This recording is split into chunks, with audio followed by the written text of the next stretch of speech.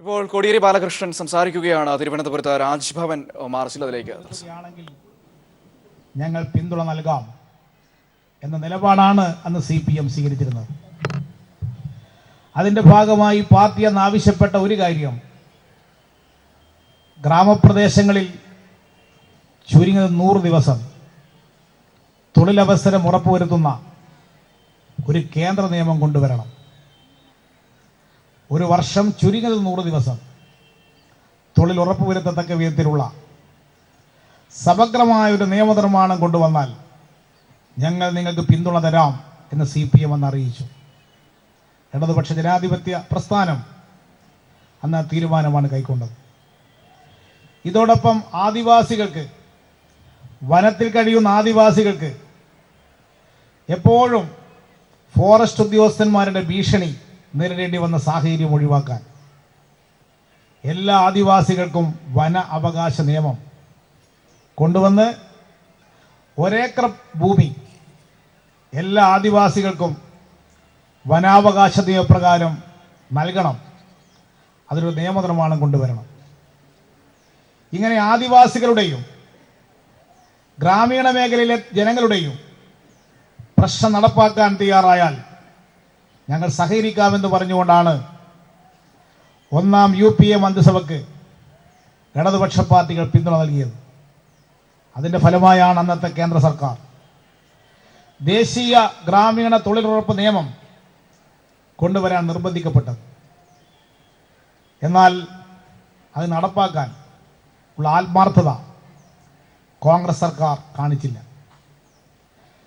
ഇടതുപക്ഷം അധികാരത്തിലുള്ള ത്രിപുരയിലാണ് ഈ നിയമം ഏറ്റവും മാതൃകാപരമായി നടപ്പായിക്കൊണ്ട് വർഷത്തിൽ 100 ദിവസത്തിലധികം ജോലി നൽകത്തക്ക വിധത്തിൽ ഈ പദ്ധതി നടപ്പാക്കാൻ കഴിഞ്ഞത് ത്രിപുരയിൽ അധികാരത്തിലുള്ള ഇടതുപക്ഷ ജനാധിപത്യ മുന്നണി സർക്കാർ, മണിക് സർക്കാരിൻ്റെ സർക്കാരാണ് ഇന്ത്യക്ക് ഈ കാര്യത്തിൽ മാതൃക കാണിച്ചിട്ടുള്ളത്. കേരളത്തിൽ നമ്മുടെ സർക്കാർ VS സർക്കാർ ഉണ്ടായിരുന്ന കാലത്ത് അന്ന് കേരള ഗവൺമെൻറ് ഇക്കാര്യത്തിൽ മാതൃകാപരമായ നടപടി സ്വീകരിച്ചുകൊണ്ട് കൂടുതൽ ദിവസങ്ങൾ തൊഴിൽ ലഭ്യമാക്കാനുള്ള നടപടി അന്ന് LDFന്റെ സർക്കാർ സ്വീകരിച്ചു. പിന്നീട് വന്ന UDF സർക്കാർ ആ പദ്ധതിയോട് വേണ്ടത്ര താല്പര്യം പ്രകടിപ്പിച്ചില്ല. ഇന്ന് കേരളത്തിൽ 32 ലക്ഷത്തിൽ പരം ആളുകൾ ഈ പദ്ധതി പ്രകാരം പേര് രജിസ്റ്റർ ചെയ്തിട്ടുണ്ടെങ്കിലും ഇപ്പോൾ 19 ലക്ഷം 20 ലക്ഷത്തോളം പേർക്കാണ് ഇപ്പോൾ കേരളത്തിൽ ജോലി കിട്ടുന്നത്. ഈ 19-20 ലക്ഷം പേർക്ക് കിട്ടുന്നത് ഇന്ത്യയിലെ മറ്റ് സംസ്ഥാനങ്ങളെ അപേക്ഷിച്ച് കൂടുതൽ തൊഴിൽ ദിവസങ്ങൾ ലഭ്യമാകുന്നത് കേരളത്തിലാണ്. മറ്റ് സംസ്ഥാനങ്ങളിലെല്ലാം ഈ പദ്ധതി അട്ടിമറിക്കുകയാണ് ചെയ്യുന്നത്. നടപ്പാക്കേണ്ടുന്ന ബ്ലോക്കുകളുടെ എണ്ണത്തിൽ കുറവ് വരുത്തിക്കൊണ്ട്, പ്രദേശങ്ങളുടെ എണ്ണം വെട്ടിക്കുറച്ചുകൊണ്ട് ഈ പദ്ധതി വെട്ടിച്ചുരുക്കുകയാണ് കേന്ദ്രത്തിലെ BJP സർക്കാർ ചെയ്യുന്നത്.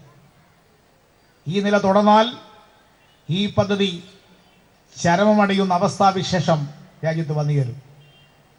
ഈ വർഷത്തെ ബഡ്ജറ്റിൽ കേന്ദ്ര ഗവൺമെൻറ് കഴിഞ്ഞ വർഷത്തെ അപേക്ഷിച്ച് 501 കോടി രൂപ മാത്രമാണ് അധികം വകയിരുത്തിയിട്ടുള്ളത്.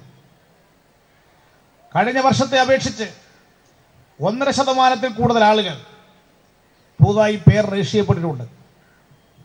മുൻകാലങ്ങളിൽ ലഭ്യമായത്ര തൊഴിലവസരങ്ങൾ ഉറപ്പുവരുത്തണമെങ്കിൽ കാലോചിതമായി തുക വർദ്ധിപ്പിക്കുകയാണ് വേണ്ടത്. എന്നാൽ ഇന്ന് വർദ്ധിപ്പിച്ച തുക നാമമാത്രമായ തുകയാണ്. 501 കോടി രൂപയുടെ വർധനവ് കൊണ്ട് 100 ദിവസം തൊഴിലവസരങ്ങൾ ലഭ്യമാക്കാൻ സാധ്യമാവുകയില്ല.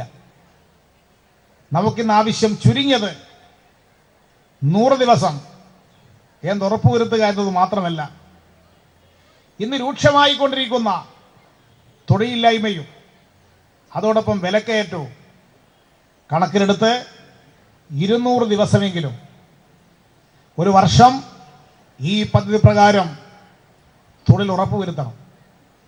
അതാണ് NRIG വർക്കേഴ്സ് യൂണിയൻ ഗവർണറോട് ആവശ്യപ്പെടുന്നു, കേന്ദ്രത്തോട് ആവശ്യപ്പെട്ട്